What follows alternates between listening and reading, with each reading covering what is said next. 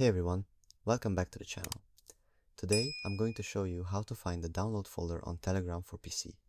Whether you're looking for photos, videos or documents you've downloaded, this guide will help you locate them quickly.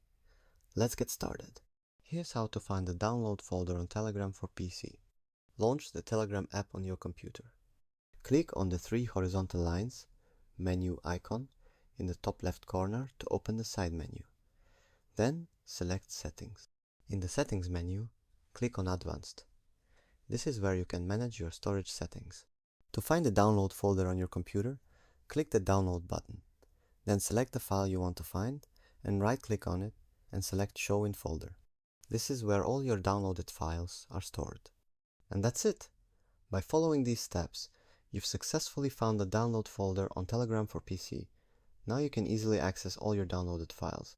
If this video helped you out, don't forget to give it a thumbs up and subscribe for more tech tips and tutorials.